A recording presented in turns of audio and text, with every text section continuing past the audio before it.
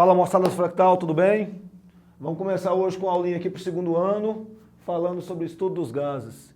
Então, o que a gente viu lá no estudo dos gases? A gente viu que as transformações gasosas elas podem ocorrer a volume constante, a pressão constante, a temperatura constante, ou então ocorrer simplesmente passando de um estado para o outro, sem que para isso uma das constantes, as variáveis de estado, estejam devidamente constantes. Ou seja, qualquer uma pode ter a variação que quiser. Então, como que a gente faz isso? Se a transformação for do tipo volume constante, a gente classifica como transformação isocórica. Eu também falei que pode ser transformação isométrica ou transformação isovolumétrica. Ela também pode receber o nome de lei de Charles-Gay-Lussac. E ela restringe os nossos cálculos apenas à pressão, a variação da pressão e a variação da temperatura. Lembrando que temperatura é uma grandeza que tem que ser dada sempre em Kelvin. Então, a pressão 1 pela temperatura 1, dada em Kelvin, tem que ser igual à pressão 2, dividido pela temperatura 2, também dada em Kelvin. Então, que tipo de transformação é essa? Transformação isocórica, quando o volume é constante. Bom, outra transformação que pode acontecer seria a transformação quando a minha pressão é constante. Se a pressão é constante, o que acontece? Bom, a pressão sendo constante, a gente classifica a transformação gasosa como uma transformação do tipo isobárica, também conhecida como lei de Charles, que vai remeter a esse valor aqui, né? Que agora o V1 sobre o T1 é igual ao V2 sobre o T2. Lembrando novamente, nunca é demais ressaltar, que a temperatura nessas circunstâncias é sempre dado em Kelvin. Apareceu em Celsius, o que eu faço? Soma mais 273, que vai dar a sua transformação em Kelvin. Bom, se eu tenho agora uma transformação que tem a temperatura constante, eu vou classificar essa transformação como uma transformação isotérmica, também conhecida como lei de Boyle, e aí você tem que V1P1 é igual a P2V2. Ou seja, agora, diferentemente das outras, onde você tinha uma transformação que acontecia de modo que quando a pressão aumentava, a temperatura aumentava, ou seja, as variáveis de estado, pressão e temperatura, eram diretamente proporcionais, e aqui também eu tinha o volume e a temperatura. Da mesma forma, quando um aumentava, o outro também aumentava, ou seja, diretamente proporcionais, aqui eu vou ter uma transformação onde as grandezas pressão e volume são inversamente proporcionais. O que isso quer dizer? Que quando a minha pressão aumenta, o meu volume vai diminuir. Ou vice-versa, né? Quando o volume aumenta, a pressão diminui. Se eu olhar para o gráfico aqui, isso fica bem claro. Esse gráfico aqui é um gráfico que condiciona o que a gente chama de isotermas. O que são as isotermas? São curvas que vão, sobre elas, caracterizar uma temperatura que é sempre o quê? Constante. Bom, o que seria esse primeiro ponto? Eu teria um volume pequeno para uma pressão grande. Se eu caminhar sobre a isoterma e pegar esse segundo ponto aqui, esse segundo ponto me caracteriza um volume agora maior com uma pressão menor. Ou seja, eu estou relacionando diretamente com a minha lei de Boyle, que fala que P1V1 é igual a P2V2. Ou seja, quando um aumenta, o outro diminui. Grandezas inversamente proporcionais. Outra coisa que é observável nesse gráfico é o seguinte: à medida que eu vou aumentando a altura da minha isoterma, a minha isoterma nada mais é do que uma curva que na verdade é uma hipérbole equilátera. Essa isoterma, à medida que ela vai subindo, eu vou aumentando a temperatura. Ou seja, se eu pegar essa curva que está em preto aqui, que é o TB, e comparar com a temperatura TA, eu vou perceber que o meu TA é menor do que o meu TB. Ou seja, quanto maior for a altura da minha isoterma, maior a temperatura. Sobre essa curva constante vai estar, né? Então, vamos pegar aqui. Se, por exemplo, isso aqui tem 300 Kelvin, essa daqui vai ser um valor acima de 300 Kelvin. Vou supor aqui 330 só para ilustrar para vocês, tá bom? Ainda trabalhando com o estudo dos gases, a gente vê que existe uma lei geral dos gases perfeitos que está relacionada justamente com uma transformação onde nem volume, nem pressão, nem temperatura são constantes. Nesse caso, o que vai acontecer é que as três variáveis de estado que condicionam o gás, o estado do gás, elas vão estar presentes na minha equação. Então, a minha lei geral dos gases fala que P1V1T1 é igual a P2V2T2. O legal dessa equação aqui é que se, por exemplo, eu analisar que a temperatura é constante, eu posso cortar a temperatura e eu volto para a lei de Boyle. Se eu coloco a pressão constante, eu observo que eu venho para a lei de Charles. E se eu observo o volume constante, eu vou cair exatamente na lei de Charles-Gay-Lussac. Ou seja, essa daqui, ela é geral, independente do tipo de transformação que está acontecendo, inclusive se essa transformação não for constante para nenhuma das variáveis de estado. Além disso, eu posso também usar a equação de Clapeyron. Um cuidado muito especial com essa equação é que ela é relacionada com um ponto específico do meu gráfico. Então, por exemplo, se eu tenho a pressão, eu tenho o volume e eu tenho o número de mols constante, lembrando que se eu estabeleço o número de mols, quem seria o número de mols? O número de mols ele é dado como a massa sobre a massa molecular. Então, se eu tenho um número de mols constante, significa que a minha massa é constante. Isso quer dizer que eu estou trabalhando num recipiente, num recinto, onde eu não perco massa gasosa. Nesse caso, eu tenho, para uma situação específica, como eu disse para vocês, vamos dizer esse ponto aqui, eu tendo o P1, o V1, o N, que seria o número de mols, e o R, que seria a minha constante dos gases perfeitos, eu tenho condições de calcular, por exemplo, a temperatura. Então, para cada ponto específico do meu gráfico, do meu estado do gás, se eu tiver duas das variáveis e conhecer a massa que está condicionada no recipiente e ela for constante, é possível encontrar a minha terceira variável de estado. O detalhe interessante é que esse R, como eu disse, é uma constante. E ele pode ser apresentado de duas maneiras. No sistema usual, onde eu tenho que esse R vale 0,082 atm litro mol Kelvin, ou então no sistema internacional, onde ele vale 8,31 joule por mol Kelvin.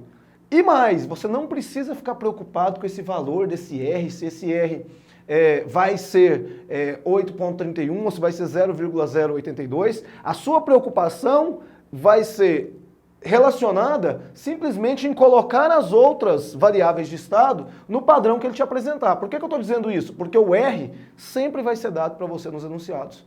Então, não precisa se preocupar com isso. E aí, para terminar aqui, a cinética dos gases, né? A cinética dos gases está relacionada com a movimentação das moléculas dentro de um recipiente. Então, a gente sabe que o gás, a movimentação dele é diretamente relacionada com a temperatura dos corpos. De novo, temperatura dado sempre na escala Kelvin.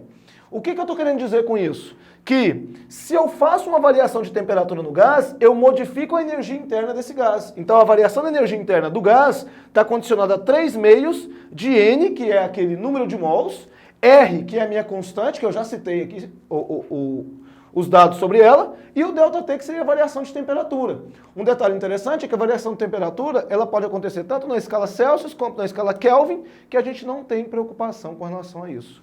E para terminar, se eu quero saber a energia cinética condicionada a uma única molécula desse gás, que está passeando ali, né, batendo nas paredes do recipiente, se eu quiser saber qual que é a energia cinética dessa única molécula, basta eu fazer 3 meios de kT, onde K é a constante de Boltzmann. Não se preocupe com essa constante, que ela também aparece em todos os enunciados. No mais, o que você tem que fazer? Ficar esperto com relação a esse tipo, com essas fórmulas que estão aqui, mas principalmente estabelecer qual tipo de transformação que está acontecendo, se ela é isocórica, se ela é isobárica, se ela é isotérmica, ou, na pior das hipóteses, ou melhor, você pode também caracterizar como uma transformação onde nada é constante. Então eu caio na lei geral dos gases. Se precisar do auxílio, PV igual a nRT, e se trabalharmos com a cinética dos gases, essas duas equações são mais que suficientes. Vamos lá para a lista? Questão número 4. Ele te apresenta um gráfico aí da pressão em ATM pelo volume em litros. E ele te apresenta duas isotermas. Uma isoterma que vai ter um ponto A presente nela e uma isoterma que vai ter um ponto B presente nela. Aí ele fala, o diagrama acima mostra as transformações sofridas por um gás ideal do estado A ao estado B. Se a temperatura no estado inicial A vale TA igual a 300 Kelvin, então qual a temperatura no estado B? Bom, então, olhando aqui para o gráfico, se a gente observar, eu tenho um ponto A, que seria o estado A do gás, que eu tenho uma pressão de 8 atm e um volume de 1 litro. E aqui no estado B, eu tenho uma pressão de 4 atm e um volume de 5 litros. Isso já foi informado para a gente aqui no próprio gráfico. Porém, ele te informa também que lá no enunciado, ele põe que TA vale 300 Kelvin. Bom, se o TA vale 300 Kelvin, a pergunta dele é quanto vai valer a temperatura em B. Como você está vendo, aqui não existe uma variável de estado que esteja constante. Ou seja, a transformação acontece sendo que o seu volume, a sua pressão e a sua temperatura estão oscilando do ponto A para o ponto B. Se isso acontece, é óbvio, é claro, é evidente que você vai encaixar isso na Lei Geral dos Gases. Então você vai escrever aqui, ó, P1V1 T1 é igual a P2 V2 T2. Pessoal, de novo, nunca é demais alertar. A única variável de estado que eu preciso manter no sistema internacional é a temperatura que tem que estar em Kelvin. O resto, do jeito que vier, você pode colocar. Então vamos lá. Quem que é o seu P1? O seu P1 está no estado A, então vai ser a pressão de 8 atm. Então 8 vezes. Quem que é o V1? Quem que seria o volume para o estado A? Seria 1 litro. E a sua temperatura, ele já citou ali, ó, 300 Kelvin. No B, você vai ter uma pressão 2 de 4 atms, um volume de 5 litros e a sua temperatura TB, que você não conhece, mas que vai passar a conhecer agora. Bom, fazendo os cálculos aqui, o que eu vou ter, né? Eu posso pegar aqui ó, e dividir o 8 com 4, simplificando aqui, vai dar 2 e aqui vai dar 1. E aí fazer multiplicando cruzado, né? Ou então já fazer aqui, ó, o 2 com 300, que vai dar 1 e aqui vai dar 150. Multiplicando cruzado vai ficar TB igual a 150 vezes 5. Bom, isso aqui vai dar quanto? Vai dar 0, 5 vezes 5, 25 vão 2, 5 e 2, 7. 750 o quê? Kelvin. E tá feito o seu exercício. Você vê, não tem segredo nenhum, não tem que ficar puxando informação a mais, simplesmente interpretação do gráfico. E na sua prova, adivinha? Vai ter um gráfico. Cuidado, preste atenção aqui, dá uma olhadinha lá com calma. E lembre-se, a única variável de estado que precisa estar no sistema internacional é a temperatura que vai estar em Kelvin. Valeu?